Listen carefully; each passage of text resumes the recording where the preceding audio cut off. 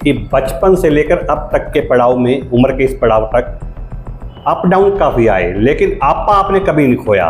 जी। ताकत कहाँ से मिलती है लड़ने की? बचपन में तो हो सकता है शरारतों के लिए डांट पड़ती हो, और धर्मपत्नी का तो मैं खास तौर पे ये कहूँगा कि आई एम ब्लेस्ड कि परमात्मा ने मुझे ऐसी अर्धांगिनी के तौर पे ज्योति और उनको परिवार कर जुटा रहा था कि शैलन भास्कर घर में रोमांटिक रहते हैं नहीं रहते हैं, तो निकल कर ना जवाब आया। रोमांटिक नहीं है क्या आप? ऐसा क्या कह सकता हूँ मैं, तो सबसे एक अच्छा सौहार्द रखने की कोशिश रहती है। अगले साल आपकी सिल्वर जुबली आ रही है जी, तब तो उपहार देंगे ना धर्मपत्नी को? बिल्कुल बिल्कुल। और सिल्वर जुबली में परमात्मा ने अगर चाहा तो एक अच्छा आयोजन करके बड़े अच्छे से उसको सेलिब्रेट भी समाज में बधाई देते हैं कि आपकी सिल्वर जुबली जल्द आए, जल्द भी, तो उसके बाद गोल्डन जुबली भी आपकी तुरंत आए। आपकी जो शुभकामनाएं हैं उसके लिए धन्यवाद। ये सफ़र बढ़िया जारी रहे। आपके पिता के इतने अच्छे कार्यकाल के बावजूद आपको नगर पार्षद के चुनाव में हार का सामना क्यों करना? स्थितियाँ होती हैं, उस वक्त की सरकार थी, उस वक्त की सरकार हमारे खिलाफ थी, बाद में वो सरकार भी हमारे सौहार्दपूर्ण संबंध विशेष खिलाफ थी, सरकार खिलाफ थी? अब व्यक्ति विशेष कह सकते हैं, लेकिन कौन व्यक्ति थे वो? आज हमारे वो बहुत अच्छे कौन मित्र व्यक्ति हैं। थे? नहीं, चलिए छोड़िए इस बात कौन को। थे? उस वक्त की सरकार में जो लोग थे, संसदीय सचिव थे, हाँ, तो उन्होंने अपना एक वो उसको राजनीतिक मुद्दा बना लिया। अजब संयोग बन रहा है शैलन जी, नाम आप भी नहीं ले पा रहे, मैं भी नहीं ले पा रहा हूँ। नहीं, मेरे से सरकार है, संसदीय सचिव है, नाम नहीं ले पा रहे। तो प्रहलाद सिंह जी उस वक्त मुख्य संसदीय सचिव थे, और दुड़ाराम रिकॉर्ड कीजिएगा, शब्द को रिकॉर्ड कीजिए। आपने कंपटीशन के युग को इसका कारण बताया। लगता नहीं कि स्कूलों ने जो आज शिक्षा का व्यापारीकरण कर दिया वो भी एक कारण है? मंतव्य समझें, कंटेंट को समझें, और अंकों की लड़ाई में ना भागे तो अच्छा है। लगता है कि आज का विद्यार्थी आगे दौड़ पीछे छोड़ की नीति पर चल रहा है, खास तौर पे कोरोना के बाद, कि जिस बच्चे के फादर की डेथ हो जाती है और अर्निंग सोर्स नहीं रहता, हम उससे कोई फीस क्लेम नहीं करते। आप ही के सनिंदा में पढ़े हुए बच्चे आज इंजीनियर के पद पर अपनी सेवाएं दे रहे हैं, डॉक्टर के पद पर सेवाएं दे रहे हैं, सीए बनकर अपनी सेवाएं दे रहे हैं। महसूस कैसा होता है? बहुत अच्छा। और डेस्टिनी वर्ड आपने स्टार्टिंग में यूज किया, लगता है कि डेस्टिनी कोई चीज है? डेस्टिनी के बिना तो पता ही नहीं हिलता। नमस्कार, मैं हूं तरुण गोयल।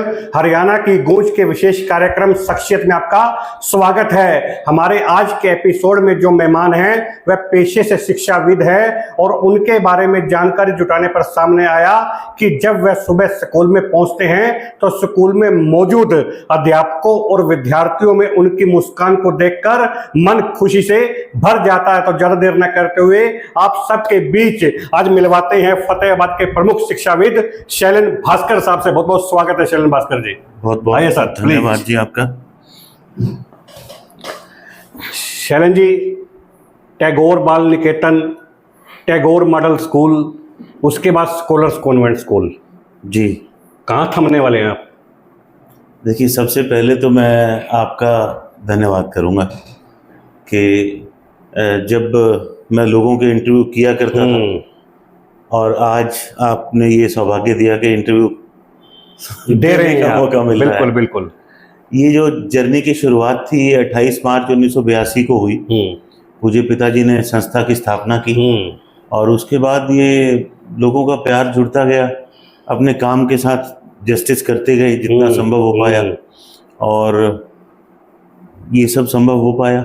हालांकि लगता था कि हम सीबीएसई का स्कूल पहले बनाएंगे, लेकिन वो जब डेस्टिनी को मंजूर हो तभी उस समय होता है।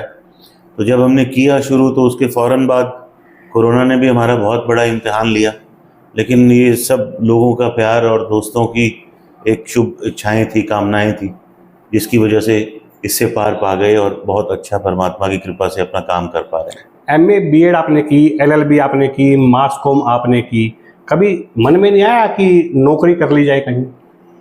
नौकरी में मैं आपको बताऊं, मेरा डिप्टी डीए का एक टेस्ट क्लियर हुआ था। फतेहाबाद और सिरसा ज़िले में मैं अकेला था जिसका वो रिटन टेस्ट क्वालिफाई हुआ था, लेकिन उस समय नौकरियों में वो सिफारिश और पैसे का बोलबाला था।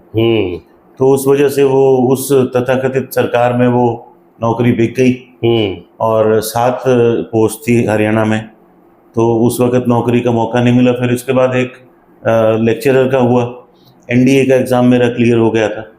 नौकरी करने का कभी खास मन किया नहीं, अगर कहें तो अपने काम में ही ज़्यादा मज़ा आता है। 1989 में जब आप स्टेट टॉपर थे, 1990 में। 1990 में आप स्टेट टॉपर रहे हैं जी। आज 35 साल बाद भी बच्चे बड़ी मेहनत करते हैं लेकिन डिस्ट्रिक्ट टॉपर भी नहीं आ पाते हैं। जी। क्या लगता है कि कमी कहाँ रह जाती है? कंपटीशन बढ़ गया है और पहले कुछ लोग, चंद लोग एक अपने एफर्ट किया करते थे, डाला करते थे। अब सभी बच्चे और ख़ास तौर पे लड़कियां बहुत ज़्यादा मेहनत करने लगी हैं, तो उसको देखते हुए कंपटीशन भी टफ हो गया है।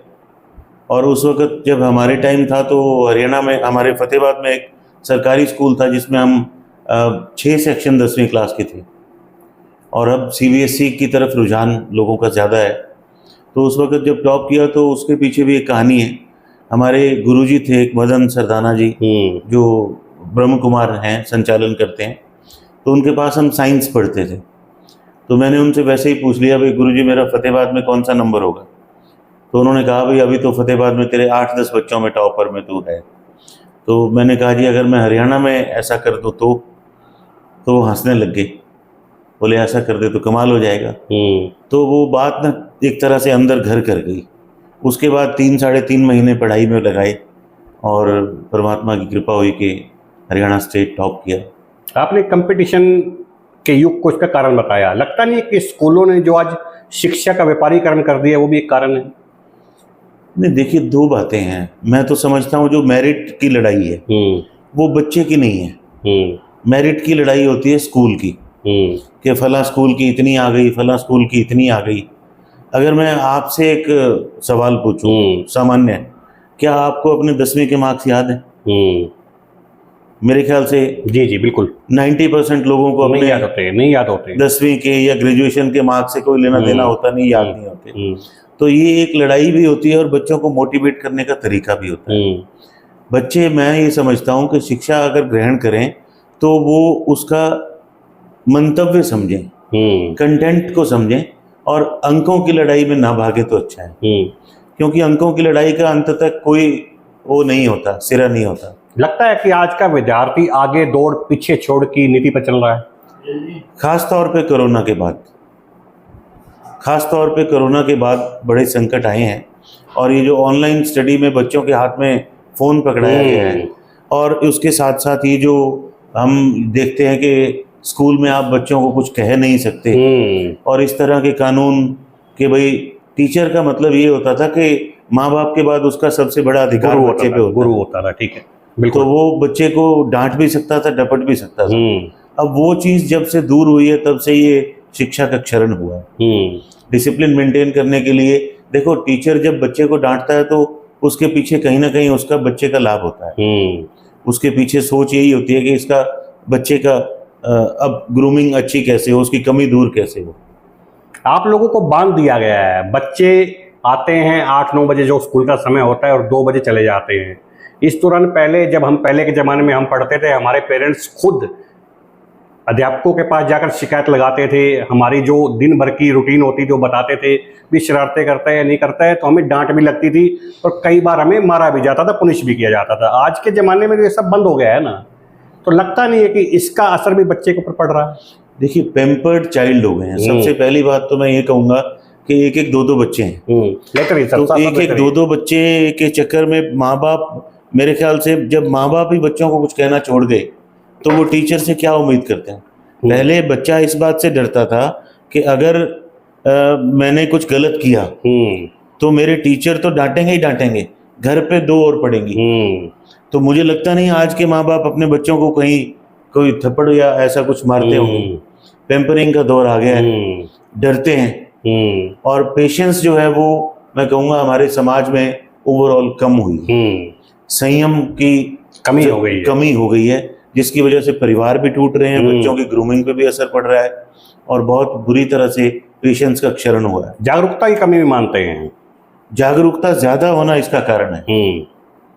इसका कारण ज्यादा जागरूकता होना। ज्यादा जागरूक होने से ना अपने राइट्स का तो पता चलता है, लेकिन रिस्पॉन्सिबिलिटी की तरफ से बंदा बचता है, भागता है। शैलन जी, मुस्कान आपके चेहरे पर हरदम रहती है जी। सुबह का समय हो, दोपहर का समय हो, संध्या का समय हो, रात का समय हो, हम जब भी आपसे मिलते हैं या जब भी आपको देखते हैं, आपका चेहरा मुस्कान से लबालब नजर आता है। राज क्या है इसका? कुछ नहीं, इनर स्ट्रेंथ है, भगवान का आशीर्वाद है। गुस्सा नहीं आता क्या? ना, गुस्सा बहुत कम आता है। और मैं तो एक ही बात सोचता हूँ कि मन, कर्म और वचन से किसी का बुरा ना हो, और अपनी तरफ से जो बेस्ट पॉसिबल हो पाए, किसी का भला अगर अच्छा कर सकते हो तो करो, अगर बुरा करने का ख्याल आए तो उसको निकाल दो मन से। गुस्सा बिल्कुल भी नहीं आता? ना, बहुत कम, कभी कभार, बहुत जब पानी बहुत सिर से ऊपर निकल जाए तो, वरना गुस्सा सामान्य परिस्थितियों में। धर्मपत्नी जी भी गुस्सा तो आता होगा ना? ना, बिल्कुल नहीं। जब मैं आपके बारे में रिसर्च कर रहा था, निकल कर सामने आया कि आपकी धर्मपत्नी जो स्वयं एक शिक्षाविद हैं, आपको कृष्ण का अवतार मानती हैं। ये उनका बड़प्पन है। बहुत अच्छा परिवार सौभाग्य से मिला है। मैं तो अपने आप को सौभाग्यशाली मानता हूँ कि मुझे मेरे पिता जैसे पिता मिले, और माँ मिली, जिस तरह से माँ बाप का एक मिला, परिजनों का मिला, दोस्त मिले, और जो शुभ चिंतक और हित चिंतक मिले। इतना बड़ा टैगोर परिवार जिसमें हजारों छात्र मिले, छात्राएं मिली, उनका भविष्य मोल्ड करने में अपना योगदान दे पाए। तो मैं इस मामले में अपने आप को सौभाग्यशाली मानता हूँ। आगे बच्चे भी भगवान ने दिए तो वो भी अच्छे राह पे चल रहे हैं। तो मैं तो हर लिहाज से, बहुत अप्स एंड डाउन्स लाइफ में आए, लेकिन सब लोग चट्टान की तरह साथ खड़े रहे और वो सफ़र निकल गया। जब हमने कृष्ण के अवतार के बारे में तहकीकात की तो निकल कर सामने आया कि आपकी पत्नी मानती है कि शैलेंद्र भास्कर जी सर्वगुण सर्वकला संपन्न हैं। लड़ाई झगड़ा होता है तो उन्हें मनाना आता है, कोई काम करवाना होता है तो वो करवाना आता है, हर चीज में परफेक्ट हैं, ब्रिलियंट हैं। किसी भी मुसीबत से लड़ने का मादा शैलेंद्र भास्कर में है। सच्चाई है क्या? देखिए, इसके पीछे ना भगवान का आशीर्वाद सबसे बड़ा काम करता है। और मैं ये समझता हूँ कि परिस्थिति कोई भी हो, अगर बहुत ज़्यादा भगवान ने कोई खुशी का अवसर दे दिया तो उसमें भी फूले नहीं समाये होना चाहिए, बैलेंस बना के रखना चाहिए। और अगर भगवान ने कोई परीक्षा का समय दे दिया तो उसमें भी एक जो कंट्रोल है, मन का संयम, वो बना के रखना चाहिए, तो समय निकल जाता है। परीक्षाओं से डरते नहीं है क्या? नहीं, किसी परीक्षा से मैं डरता नहीं हूँ। भगवान ने बहुत सारी परीक्षाएं ली, लेकिन मैं समझता हूँ कि जब भगवान परीक्षा लेता है तो परीक्षा में पास करने का साहस भी देता है। संयम भी कभी नहीं खोते हैं आप परीक्षा के समय में? आमतौर पर ऐसा कोशिश रहती है कि अभी तक हज़ारों हमारे साथ जो टीचर्स रहे हैं उनका मैं धन्यवाद भी करता हूँ, और उनके साथ भी काम करने का मौका मिलता है। कई बार थोड़ा थोड़ा लगता है कि कोई अपना काम सही से नहीं कर रहा है, तो उसको समझाते हैं प्यार से। स्कॉलर्स कॉन्वेंट स्कूल की आप एक तरफ पार्टी कर रहे थे, 5 से 7 हज़ार लोग आकर आपको अपना आशीर्वाद दे रहे थे। उसके 10 से 15 दिन बाद है देश में एक बीमारी कोरोना का प्रवेश हो जाता है। स्कूल आपका चलने से पहले ही लॉकडाउन में बंद हो जाता है। सरवाइव कैसे कर पाए उस समय को? सिर्फ और सिर्फ भगवान के आशीर्वाद, माँ बाप की आशीर्वाद, भगवान, और जो मेरे दोस्तों की दुआएं थी, और जो शुभ चिंतक थे। मैं खास तौर पे अभिभावकों का धन्यवाद करूंगा कि उस कठिन दौर में भी उन्होंने हम पर भरोसा जताया, और हमारी स्ट्रेंथ डबल से भी ज़्यादा हुई। हमने ऑनलाइन एडमिशन्स किए, और जो इतने साल की मेहनत से एक टैगोर के कारण एक जो पहचान बनी थी, जिस काम में हम लगा के लोगों को न्याय कर रहे हैं, उसमें लोगों ने जो भरोसा जताया, मैं उसका बहुत बहुत धन्यवादी हूँ कि जिसकी वजह से हमें ताकत मिली। और उसके साथ साथ जब स्कूल बनाया तो करोड़ों रुपए का कर्ज भी था, लेकिन उसके साथ सब लोगों ने जो साथ दिया उसको मैं अपनी ताकत मानता हूँ, जिससे मजबूती मिली, और उस दौर को हम सहन कर पाए। उतार चढ़ाव तो बहुत आए, EMIs होती थी, टीचर्स की सैलरीज होती थी, बसों की EMIs, और बहुत सारा कुछ होता था, लेकिन परमात्मा की कृपा से वो दौर निकल गया। हर व्यक्ति के जीवन में ऐसा दौर आता है। आपने भी तो 33% की फीस माफी के साथ अभिभावकों का जो भरोसा था उसको सूद समेत वापस लौटाया। कोशिश तो करी। उस दौर में मैंने अपने साथियों को भी कहा, स्कूल वालों को, कि ये कष्ट का दौर है। अभिभावक संघ भी बना था, उन्होंने भी मांग रखी थी। तो मैंने सबको कहा कि भाई इस दौर में अंडर द टेबल एडजस्टमेंट करने की बजाय एक ऑफिशियल डिक्लेरेशन कर दी जाए, जिससे हम कम से कम समाज के साथ खड़े नजर आए। क्योंकि देखिए, स्कूल के पास ना इन फीस के अलावा कोई और सोर्स ऑफ इनकम होता नहीं है। तो उस दौर में लगता तो था कि बड़ा चैलेंज था, लेकिन लगा कि समाज के प्रति भी अपने दायित्व को निभाना चाहिए, और हमने पहल करी। और उसका बहुत पेरेंट्स ने खैर मकदम किया, शुक्रिया मैं कहता हूँ उनको कि उन्होंने हमारे इस कदम को सराहा। आपके साथी स्कूल संचालकों ने आपके फैसले का विरोध भी किया था। जी किया था। कभी कदम नहीं लड़खड़ाए आपके भी साथियों से नाराजगी कभी भारी ना पड़ जाए? नहीं, ऐसा मैंने उनको भी कहा और सभी ने किया। मैं ऐसा नहीं कहूँगा, हमने तो ऑफिशियली डिक्लेयर करके किया, बाकी सब ने भी पेरेंट्स की जितनी मदद हो सकती थी, जिस तरीके से हो सकती थी वो करी, लेकिन वो एक अंडर टेबल एडजस्टमेंट के तौर पे हुई। हमने इसको ऑफिशियल डिक्लेयर कर दिया और सभी को बराबर एक तरह का वो कंसेशन जो था, वेवर जो था फीस में, वो दिया। शैलन जी, कई बार देखने में आता है कि एक ब्रिलियंट स्टूडेंट जो होता है पैसों के अभाव में अच्छे स्कूल में पढ़ने से वंचित रह जाता है, उसकी जो स्किल है वो दबकर रह जाती है।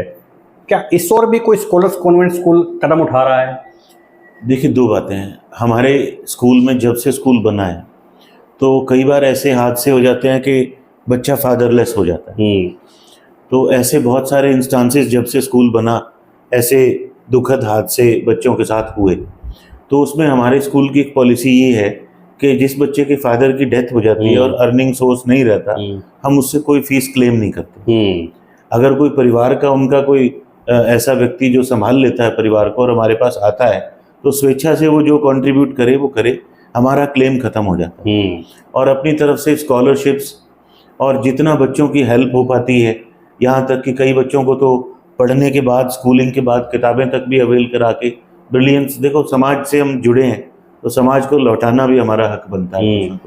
आप ही के सनिंदा में पढ़े हुए बच्चे आज इंजीनियर के पद पर अपनी सेवाएं दे रहे हैं, डॉक्टर के पद पर सेवाएं दे रहे हैं, सीए बनकर अपनी सेवाएं दे रहे हैं। महसूस कैसा होता है? बहुत अच्छा, और वही ताकत है। आज जो हजारों स्टूडेंट्स, ये सामने जो बैठा है कैमरामैन आपका, ये भी मेरा विद्यार्थी है और मुझे खुशी है कि इज्जत से, डिग्निटी से काम करके अपना पैसा कमा के घर चला रहा है। और ऐसे हजारों हमारे स्कूल के विद्यार्थियों में ना आपको एक खास बात मिलेगी, चाहे वो बहुत बड़ी पोस्ट पे हों और चाहे वो ठीक ठाक काम करके गुजारा कर रहे हों, उनमें डिग्निटी ऑफ लेबर की सेंस बहुत अच्छी है। वो ज़मीन से जुड़ के काम करते हैं और ये आदत हमारे स्कूल में काम करते हुए पड़ जाती है, सीखते हुए हर व्यक्ति। शैलन जी, एक समय था जब शिक्षकों की, स्कूलों की काफ़ी इज्जत की जाती थी, आज लुटेरा शब्द से है संबोधित किया जाता है। नौबत क्यों आई है? देखिए, इसमें मैं ये कहूँगा कि कॉरपोरेट वर्ल्ड जब से आया है, जब से स्कूल जो है बड़े कैंपस में शिफ्ट हुए, तब से ना समाज का, आप ये देखो कि खाली स्कूलों के साथ नहीं है, ये डॉक्टरों के साथ भी है, ये आपके साथ भी है। हालांकि आप कितनी डिग्निटी से अपना काम करते हैं, हर व्यक्ति अपनी तरफ से एथिक्स पे काम करने की कोशिश करता है। हमारे वकील साथियों को भी कहा जाता है कि वे काले कोट वाले क्या खतर देना है। तो ये हर प्रोफेशन में है और समाज में ये क्षरण हुआ है। मैं ये कहूँगा कि पैसे की दौड़ है, पैसा एक ज़रूरत है, उसको पूरा करना, अपने खर्चे चलाना, और जितना बड़ा आपका सेटअप है उसके लिए खर्चे मीट आउट करना और अपने लिए पैसे कमाना भी कोई बुराई नहीं है। लेकिन उसके साथ आप अपने काम के साथ न्याय करो तो गालियाँ नहीं पड़ती। अगर अपने काम के साथ आप न्याय नहीं करो और पैसे ही पैसे के पीछे पड़े रहो, आप न्याय करके लोगों से पैसा लो तो लोग पैसा देते हैं, गाली नहीं देते। तो लगता है अन्याय हो रहा है इसलिए गालियां पड़ रही है। अगर कहीं ना कहीं होता है तो फिर पड़ती है। निष्कर्ष निकाला है कभी इस बात का? नहीं, मुझे लगता है ये अब जो कॉरपोरेट घराने आ रहे हैं, इसकी वजह से वो जो शिक्षा का जो ओरिजिनल दौर था, अब हमारे पिताजी थे, उदय सिंह शर्मा जी थे, हमारे गुरुजी, एक दूसरे के स्कूल में जाके बच्चों को पढ़ाते थे। ये लगता ही नहीं था कि ये तेरा स्कूल है कि मेरा स्कूल है। इतनी आपस में बॉन्डिंग थी। हम लोग एक दूसरे के स्कूलों की आंसर शीट्स मंगवा के चेक करते थे कि कमियां हैं तो उसमें ठीक करें, और वो दौर भी था, हम बच्चों को सुलाते थे। आज ये भावनाएं लुप्त क्यों गई है? ये कंपटीशन की जो सेंस है ये खराब कर रही है। स्वस्थ प्रतिद्वंद्विता होनी चाहिए। देखिए, अपने भाग्य का जो है वो मिलना है। गोयल जी, मैं साफ कहूंगा, आपके भाग्य में जो है, मेरे भाग्य में जो है, जो भगवान ने देना है वो रुकेगा नहीं। वो तो भगवान किसी न किसी रूप में देगा ही देगा। अगर पीछे भागोगे तो ज्यादा तो मिलेगा नहीं। लगता नहीं है कि भाग दौड़ के इस युग में हम अपने भाग्य को देख नहीं रहे हैं, दूसरे के भाग्य का छीनना चाह रहे हैं? यही परेशानियों का कारण है। जब हम दूसरे की तरफ देखते हैं तो वो ज्यादा लिए फिरता है, तो उससे परेशानी तो क्यों होनी चाहिए। मैं तो समझता हूँ, मेरा अगर कोई रिश्तेदार कार लेके आया है तो मैं तो उस पर खुशी महसूस करता हूँ कि सुख दुख में मेरे काम तो आएगी। उससे ईर्ष्या करके मुझे क्या मिलेगा? ईश्वर को मानते हैं? बिल्कुल मानते हैं जी, सुबह सुबह हमेशा याद करते हैं। ईश्वर को मानते हैं, कुदरत को मानते हैं? दोनों को मानते हैं। डेस्टिनी वर्ड आपने स्टार्टिंग में यूज किया, लगता है कि डेस्टिनी कोई चीज है? डेस्टिनी के बिना तो पता ही नहीं हिलता। डेस्टिनी से ही सारा कुछ कोइंसिडेंसेस बनते हैं, डेस्टिनी से ही कोइंसिडेंसेस परिणाम में परिवर्तित होते हैं। देखिए, मेहनत आज के समय में सब व्यक्ति कर रहे हैं, हर प्रोफेशन में हर व्यक्ति मेहनत अपनी तरफ से कर रहा है। कंपटीशन का युग है, तो मेहनत को फल लगना वो तो प्योर और प्योर ईश्वर की ब्लेसिंग्स है। आप देखो, स्कूल लाइन की अगर मैं बात करूं तो ऐसे ऐसे स्कूल जो शहर के प्रतिष्ठित और नामी गिरामी स्कूल थे आज अस्तित्व में ही नहीं है। तो कहीं ना कहीं डेस्टिनी अपना रोल प्ले करती है। बातों में कटाक्ष कर रहे हैं आप? नहीं, कटाक्ष नहीं कर रहा, मैं डेस्टिनी की बात कर रहा हूँ। अब नोकिया की बात करें, गायब हो गया, मार्केट लीडर था, डेस्टिनी तो है ही ना कहीं। लगता नहीं है कि हम समय के साथ बदल नहीं पा रहे हैं, तो हमारा अस्तित्व लुप्त हो रहा है? हाँ, समय के साथ बदलाव बहुत ज़रूरी है, और अपडेटेशन जो व्यक्ति, जो संस्था, जो कॉरपोरेट और जो अपने व्यक्ति जीवन में नहीं करते, वो कहीं ना कहीं गलती करते हैं। टैगोर फैमिली समय के साथ बदलती है क्या? जी, हमने हमेशा अपने आप को अपडेट किया है, और जितना जल्दी किया है उसी की वजह से नई नई टेक्निक्स, आपको मैं बताऊं, हम बच्चों को रात को सुलाया करते थे। मैं और हरमीत सर और हम साथी लोग जो हैं, वहाँ रात को जो होशियार बच्चे होते थे, मेरिट लाए या उनकी और पढ़ाई अच्छी हो, रात को खुद भी उनके साथ सोते थे। दीपेश राही और ये सारा उस समय का जो दौर था, तो उनके साथ हम सोया करते थे। और उसके बाद युग बदला, कंप्यूटर लैब्स की बात करें, स्पोर्ट्स ग्राउंड्स की बात करें, टैगोर में हमने अपने आप को अपडेट किया। आपको मैं बताऊं, फतेहाबाद का पहला जो पुल आउट होता है अखबार का, जी, मैं हिसार से छपवा के लाया था और उसको अखबार के अंदर डाला था। लोगों को लगा कि इनके एडवर्टीजमेंट के लाखों रुपए लगे होंगे। फतेहाबाद का वो पहला पुल आउट था, और शायद आज से 1996-97 की बात है। आज ये कॉमन बात हो गई है, सभी उसको देख रहे हैं। 96-97 में हमने अपने आप को अपडेट कर लिया था। शैलजा जी जब केंद्र में मंत्री थी, लीला किशन जी पर्यटन मंत्री थे, उस समय अपना पुल आउट निकाला था।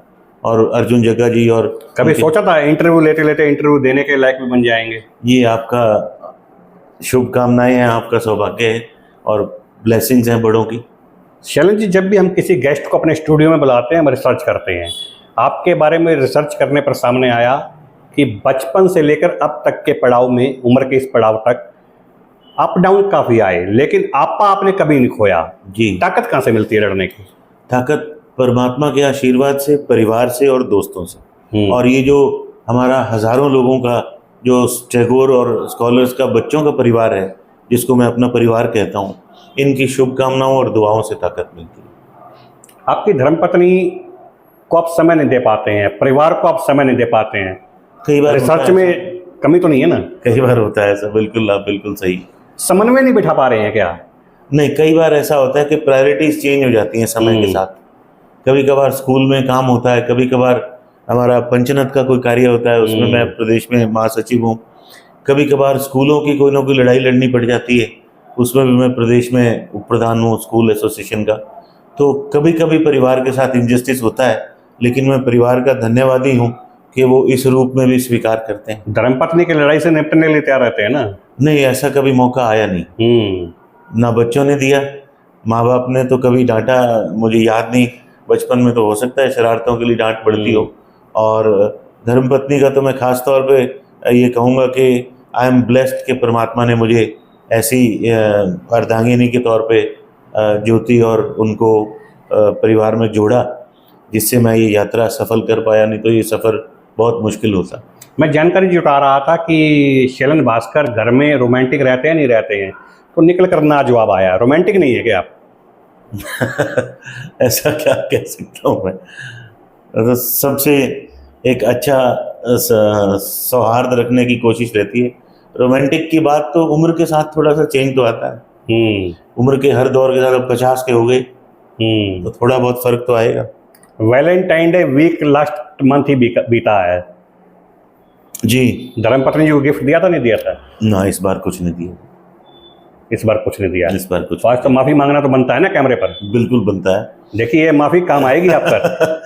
चलिए, मैं इस को पूरा करने की कोशिश करूंगा और जितना हो सके परिवार, मैं ये कहूँगा सबको आपके माध्यम से कि परिवार सबसे बड़ी ताकत होती है और अपनी प्रायोरिटी जब हम परिवार को समझें तो वो बहुत बड़ी बात होती है। मैं भी इस चीज़ को सुधारने की कोशिश करूँगा। अगले साल आपकी सिल्वर जुबली आ रही है जी, तब तो उपहार देंगे ना धर्मपत्नी को? बिल्कुल बिल्कुल। और सिल्वर जुबली में परमात्मा ने अगर चाहा तो एक अच्छा आयोजन करके बड़े अच्छे से उसको सेलिब्रेट भी करेंगे। हम आपको एडवांस में बधाई देते हैं कि आपकी सिल्वर जुबली जल्द आए, जल्द बीते, उसके बाद गोल्डन जुबली भी आपकी तुरंत आए। आपकी जो शुभकामनाएं हैं उसके लिए धन्यवाद। ये सफ़र बढ़िया जारी रहे। भास्कर जी, अहम सवाल लेना चाह रहा हूँ। शैलन जी, कंपटीशन के इस युग में कोटा से रोज खबरें निकल कर आती है नेगेटिव कि आज एमबीबीएस के स्टूडेंट की तैयारी, जो बच्चा है उसने सुसाइड कर लिया है, आज आईआईटी की तैयारी कर रहे बच्चे ने सुसाइड कर लिया है। क्यों हो रहा है ऐसा? देखिए, इसके पीछे दो कारण हैं। मनोवैज्ञानिक कारण ये है कि माँ बाप बच्चे की कैपेबिलिटी को तो देखते नहीं और उसको उस लड़ाई में झोंक देते हैं, और वहाँ जाके जो पीयर प्रेशर बच्चे के ऊपर आता है, वहाँ पीयर प्रेशर के चक्कर में, परफॉर्मेंस के चक्कर में, रिजल्ट लाने के चक्कर में बच्चे का जो इमोशनल कोशेंट है वो वीक हो जाता है। साथ वाले को वो 10 घंटे पढ़ते देखता है और वो खुद देखता है कि मैं 6 घंटे पढ़ रहा हूँ। तो ये ना फैक्ट्रीज बन चुकी हैं। ये जो कोचिंग इंस्टीट्यूट्स हैं, ये एक इंसानियत और वो चीज़ें जो मानवीय स्वभाव की तथ्यगत बातें हैं वो खो चुके हैं, और वहाँ तो फैक्ट्रीज हैं।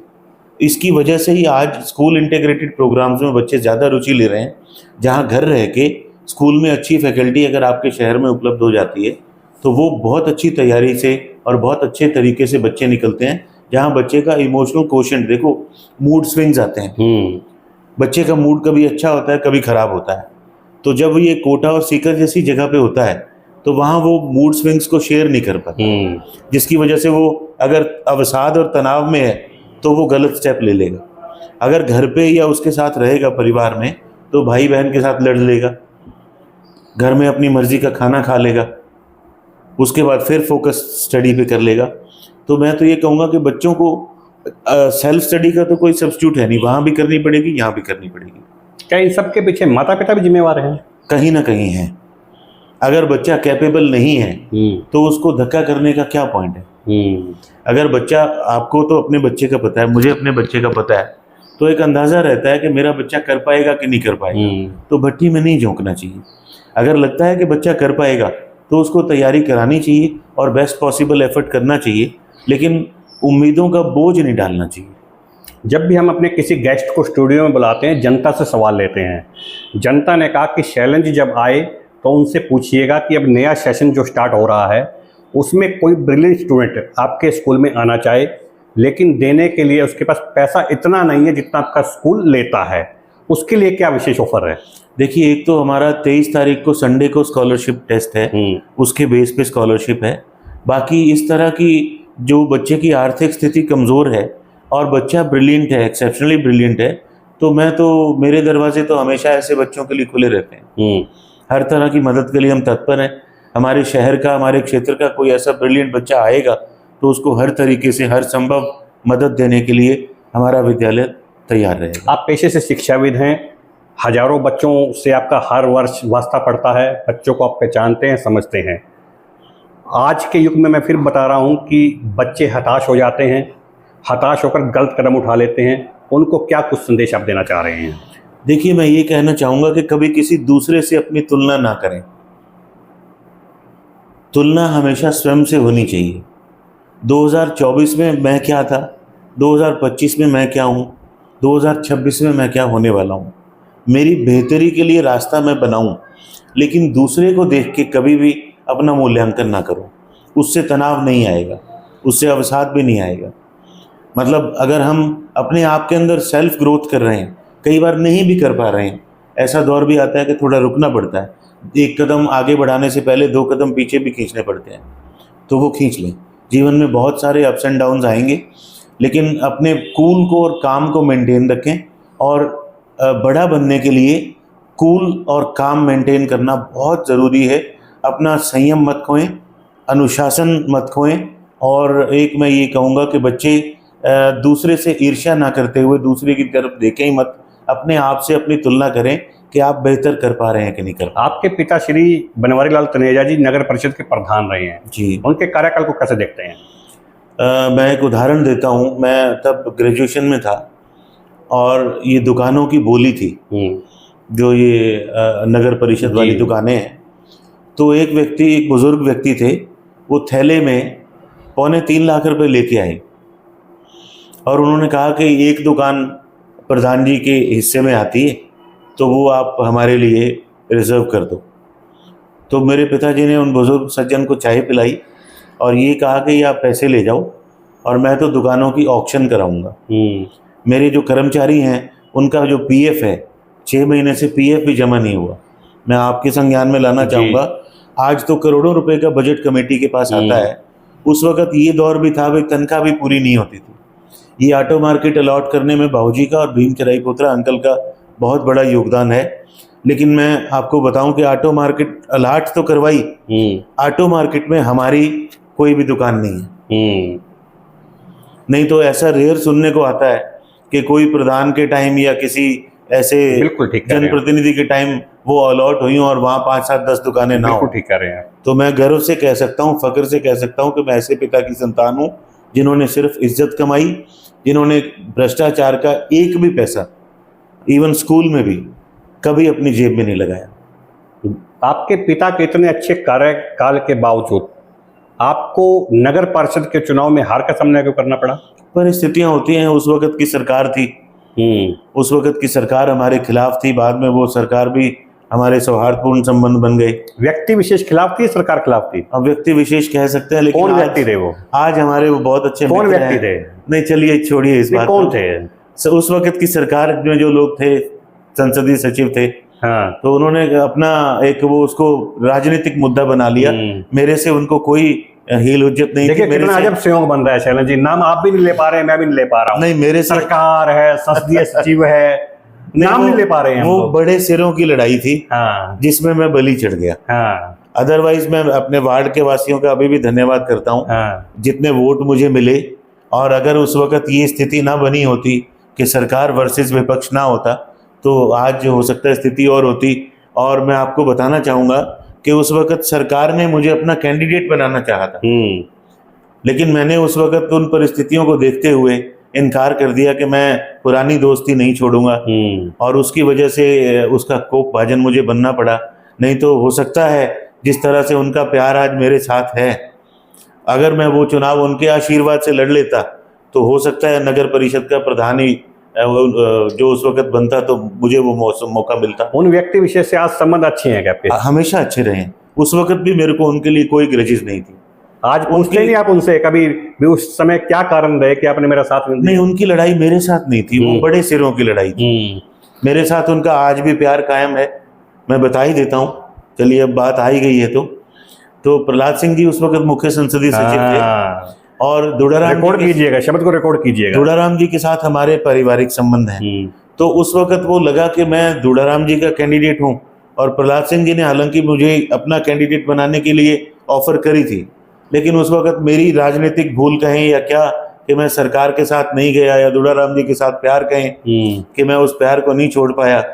अगर मैं उस वक्त राजनीतिक निर्णय लेता, जैसा कि लोग अक्सर लेते हैं, पार्टी बदलना और ये सब रोकना चाह रहा हूँ शैलेश जी, रोकना चाह रहा हूँ, टॉकिंग पॉइंट आ गया है बीच में। आपने कहा कि राजनीतिक भूल एक तरफ आपने करार दिया, दूसरी तरफ आपने कहा कि दुड़ाराम का प्यार। क्या प्यार थी या भूल थी? राजनीतिक तौर पे देखें तो वो भूल थी। अगर मेरी पर्सनल ग्रोथ को देखें तो मुझे सत्ता के साथ जाना चाहिए था। आजकल सभी लोग जाते हैं, लेकिन वो एक बहुत लंबे संबंध जब किसी से कायम हो जाते हैं तो उनको मैं प्रायोरिटी पे रखता हूँ। लगता नहीं है कि दुड़ाराम को छोड़कर आपके स्वाभिमान को चोट पहुंचती? देखिए, वो अब हाइपोथेटिकल बातें हैं, वो गई। अब प्रहलाद सिंह जी और दुड़ाराम जी दोनों मेरे पारिवारिक मित्र हैं, बड़े हैं, सज्जन हैं, और दोनों के साथ हमारे जो मुहूर्त था बतियाते रहे, 3-4 घंटे वहाँ बैठे रहे। मतलब मान लिया जाए पर्दा ना उठा, पर्दे में रहने दे? नहीं, हमारे दोनों के साथ और सबके साथ। बाकी अब राजनीतिक इच्छा रही नहीं कोई उस तरीके की। कभी अगर भविष्य में कोई ऐसा मौका आया, तो अगर कोई ऐसी परिस्थितियां बनी, तो तैयार रहेंगे जिस रूप में भगवान चाहेगा। फतेहाबाद के प्रमुख शिक्षाविद स्कॉलर्स कॉन्वेंट स्कूल के संचालक शैलन भास्कर साहब को आप सुन रहे थे, जिन्होंने आज अपने जीवन का खुलासा करते हुए कहा कि जैसे वे बचपन में थे, जैसे वे जवानी में थे, वैसे ही वे आज हैं। कभी भी उनके मूड में बदलाव नहीं आता है, हर समय अपने चेहरे पर है मुस्कान लिए रहते हैं। जब हमने इनसे जाना कि आज इनके द्वारा पढ़ाए हुए जो विद्यार्थी हैं अलग अलग क्षेत्रों में अपनी सेवाएं दे रहे हैं, चाहे डॉक्टरी लाइन की बात कर लीजिए, इंजीनियरिंग लाइन की बात कर लीजिए, या चार्टेड अकाउंटेंट लाइन की बात कर लीजिए, क्या आपको गर्व महसूस होता है? तो उन्होंने कहा कि वही विद्यार्थी उनकी ताकत है और उनकी ताकत को देखते ही आज वह फले और फूले समा रहे हैं। शैलन भास्कर साहब ने साफ तौर पर कहा है कि उनके पिता श्री बनवारी लाल तनेजा और उनकी धर्मपत्नी ज्योति जो भास्कर हैं, उनका सहयोग उन्हें समय समय पर मिलता रहता है, जिसके कारण वह हर विपदाओं को है बड़ी आसानी से पार कर जाते हैं। वहीं शैलन भास्कर ने आज हरियाणा की गूंज के कैमरे पर वायदा करते हुए कहा कि अब जो न्यू सेशन स्टार्ट हो रहा है उसमें उनके स्कूल में यदि ऐसा कोई बच्चा आना चाहे जो ब्रिलियंट है, जो एक्स्ट्रा ऑर्डिनरी पढ़ना चाहता है और आर्थिक स्थिति उसकी अच्छी नहीं है, तो शैलन भास्कर पहले भी ऐसे बच्चों की मदद करते रहे हैं और आज हरियाणा की गूंज के कैमरे पर वायदा कर जा रहे हैं कि ऐसा कोई भी बच्चा उनके स्कूल में आता है तो 24 घंटे उनके दरवाजे उस बच्चे के लिए खुले रहेंगे जो बच्चा शिक्षा के क्षेत्र में कुछ कर दिखाना चाहता है। कैमरामैन जयपाल के साथ मैं एक बात और कहना चाहता हूं कि शैलन भास्कर हमेशा से एक सुलझे हुए इंसान रहे हैं, हमेशा से चेहरे पर मुस्कान लिए रहते हैं और समाज के लिए हमेशा आगे रहते हैं। जब भी कभी कोई विपदा समाज पर आती है तो शैलन भास्कर सबसे आगे खड़े हुए मिलते हैं। कभी भी विपदा का समय आया है, शैलन भास्कर कभी घबराए नहीं है, इनके कदम कभी डगमगाए नहीं है। यही कारण है कि शैलन भास्कर आज न केवल अपने परिवार की पसंद है बल्कि पूरा फतेहाबाद शहर इन्हें अपने सर आंखों पर बिठाकर रखता है। कैमरामैन जयपाल के साथ तरुण गोयल, फतेहाबाद, हरियाणा की गूंज।